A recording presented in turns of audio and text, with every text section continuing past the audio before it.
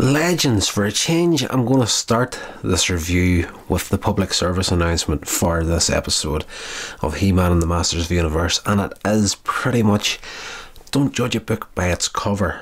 And that's something that, in all honesty, I was guilty of at the start of this episode. We'll get into that in a bit more detail after this.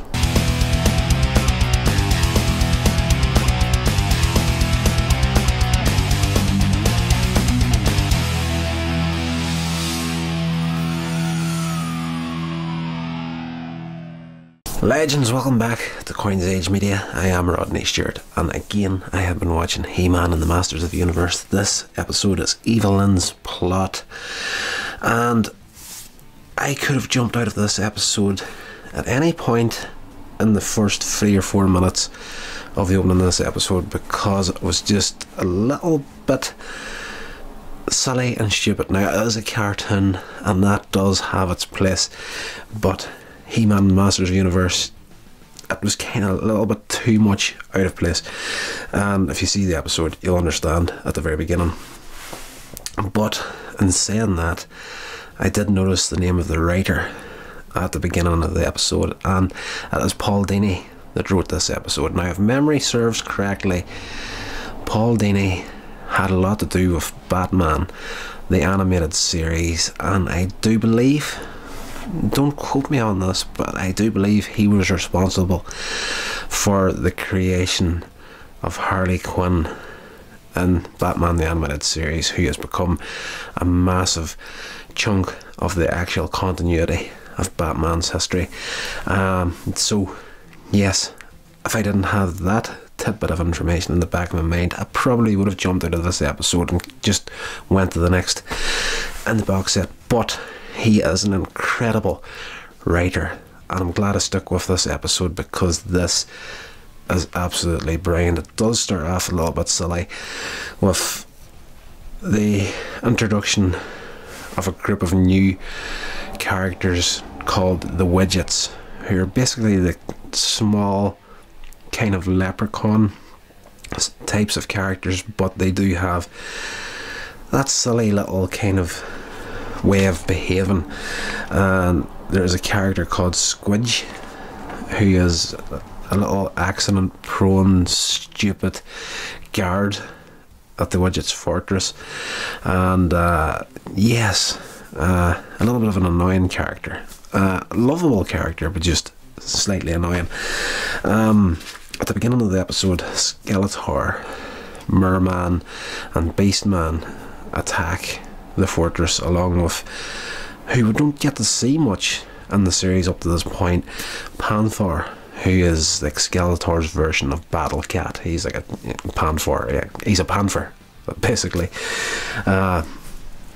So they attack, gain access to the fortress. They're trying to get their hands on a substance called Cordite, which we later on find out is actually what He-Man's breastplate is made from, and the power of the Cordite in contact with He-Man's skin actually enhances his strength. So the Cordite is a main player, and He-Man actually been one of the strongest man in the universe, basically. Yes, so throughout the beginning of the episode, Prince Adam and Cringer are out for a walk. They see a guy in trouble. He changes into He-Man, he helps him out, and they're going about their day being superheroes and just been brilliant at everything. And they see the signal from the Widgets, who are in trouble with Skeletor attacking. So He-Man goes, saves the Widgets, drives Skeletor and his henchmen off, and that's when we find out the power of the Cordite. Back at Witch Mountain, where the heck did that come from? That's got nothing to do with He-Man and the Masters of the Universe.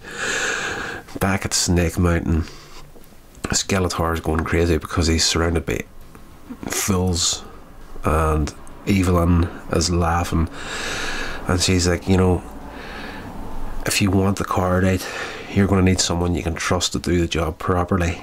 And Evelyn has the power to change her form, and she changes into a young woman and uses Panther to chase her past the Widget's fortress and pretend she's in trouble and gain their confidence and gain access to the Widget's fortress. And you know, while she gets in there, she tells them this big sob story that she was out with her family and she got lost and I don't know what I'm going to do. She gives the whole sad sob story and she's crying, and all the Widgets leave to go looking for her family, apart from Squidget. There's only one left, and again he's a bit of an easily led character, and Evelyn he doesn't know it's Evelyn obviously at this stage, and she fools him into showing her where the cordite is,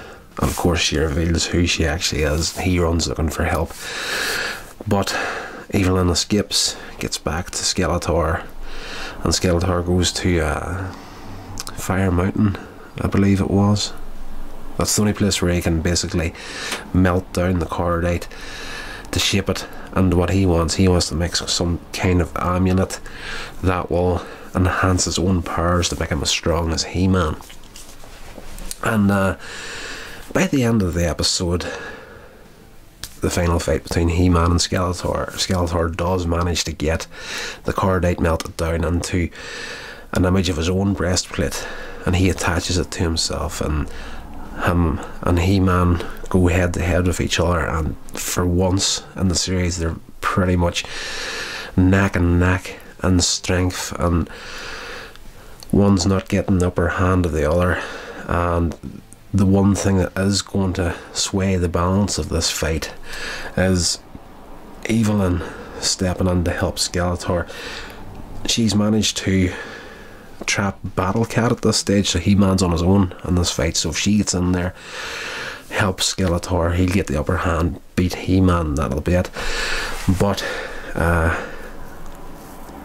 Squitch, having failed the Widgets earlier in the episode, letting Skeletor get his hands on the cordite, turns up and stops Evelyn from helping Skeletor, and the balance of the fight goes back to even ground again, and He-Man eventually gets the upper hand, beats Skeletor, because as He-Man says to Skeletor when he actually wins the fight, is like real power comes from inside.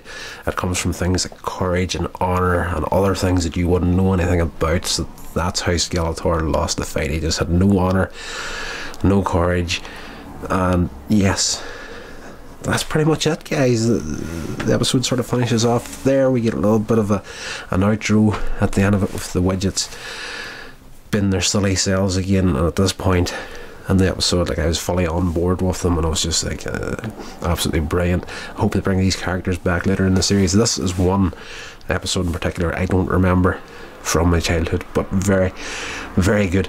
As I did say at the start, if it wasn't for Paul Dini and the writing credit at the beginning of the episode, it probably wouldn't have stuck with it. So, you know, and that's why I started this review off with the PSA. Usually I leave it to the end of the video.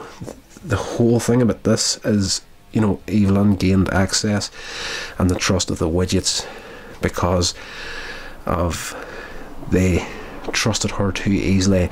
And you know, you shouldn't judge a book by its cover, really, at the end of this, because this girl turned up looking helpless didn't mean she actually was helpless. And yes, you should never judge a book by its cover, and that's why I started the episode out with that there, because that's exactly what I did with this episode. I judged it by its cover, and I really should not have done that.